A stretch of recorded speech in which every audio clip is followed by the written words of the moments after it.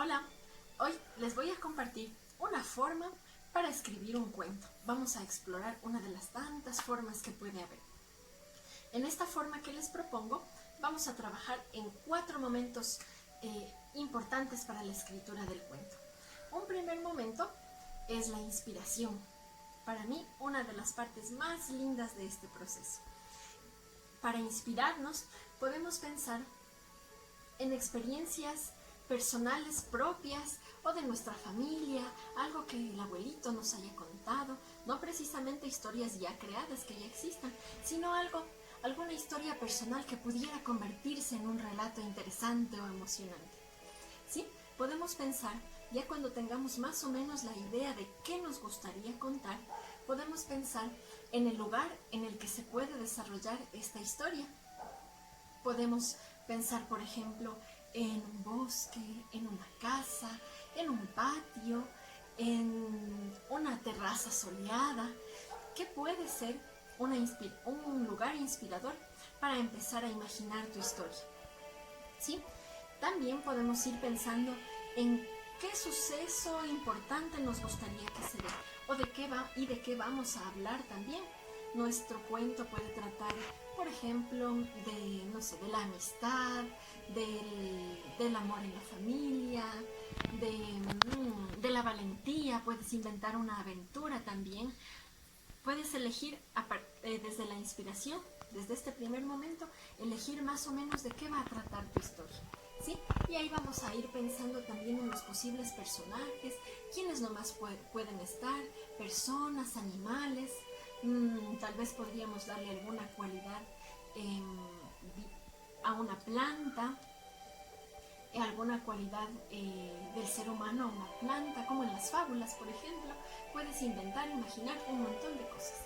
Ese es el primer momento, cuando en tu mente vas creando ya un mundo de posibilidades que podrías ya plasmar en tu cuento. En el segundo momento, en cambio, vamos a trabajar ya empezando la escritura.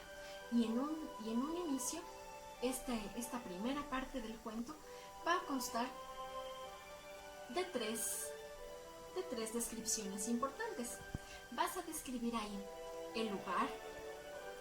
¿Te acuerdas que antes habíamos pensado en dónde se puede desarrollar? Ahora vamos a describir ese lugar. Vamos a describir el lugar. Vamos a describir también el tiempo en el que se da la historia. Y también vamos a describir al personaje principal, al protagonista de la historia. Entonces, por ejemplo, podría empezar así. Era una mañana soleada. Habían pocas nubes en el cielo. Hacía mucho calor y las aves cantaban alegres por los árboles. Así transcurría la primera parte del día en una escuela. Era grande y rodeada de árboles. Sus paredes de colores daban alegría a quien entraba. Esa era la escuela de Ruperto, un niño alto, de ojos vivaces y negros, cabello negro, lacio y muy juguetón. Él disfrutaba mucho de jugar con sus amigos, con la pelota. Especialmente le gustaba jugar a las avanzadas, un juego predilecto en los recreos. Ese es un ejemplo de cómo puedes describir tiempo, personaje principal y lugar. Describes esas 3 partes. Ahora, cuando tú inicies tu cuento, puedes combinarlas del modo que desees. Puedes empezar describiendo al personaje, puedes empezar describiendo el tiempo o el lugar. En el mismo ejemplo, si iniciáramos describiendo al personaje, podría ser así. Ruperto era un niño alto y delgado, de ojos negros y vivaces. Su cabello era lacio y negro también. Disfrutaba mucho de jugar en el recreo con sus amigos a las avanzadas, que era su juego predilecto. Jugaba en el patio de su escuela. Esta escuela le encantaba porque tenía unas paredes pintadas con colores alegres y estaba rodeada de preciosos árboles. Una mañana en la que el sol brillaba radiante y había pocas nubes en el cielo, los pájaros empezaban a cantar alegremente. ¿Viste? Ahí hemos cambiado el orden de estos 3 elementos, pero es un buen inicio también. Puedes jugar cambiando este orden y así estarás iniciando tu historia, planteando una primera situación en la que todo está estable, es la situación normal del personaje principal. Después viene la segunda parte, que es la parte más emocionante del cuento.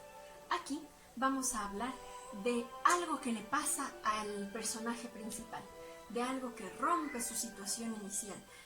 Puede ser el inicio de una aventura, puede ser de pronto un accidente, de pronto alguna situación diferente a la que tenga que enfrentarse el personaje.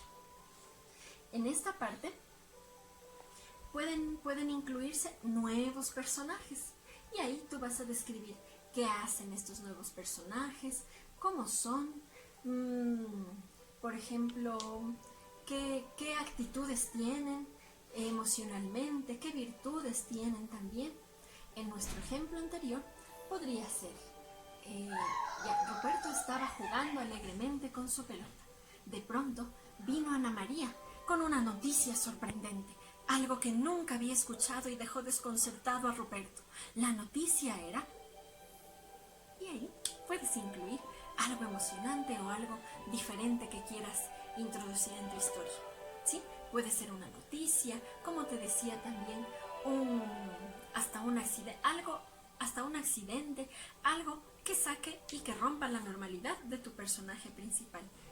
Este personaje se va a enfrentar a conflictos, a cosas difíciles, o va a iniciar una aventura, va a tener algún nudo, un conflicto que hace interesante la historia. Y en la última parte, nuestro cuarto momento, vamos a resolver ese conflicto.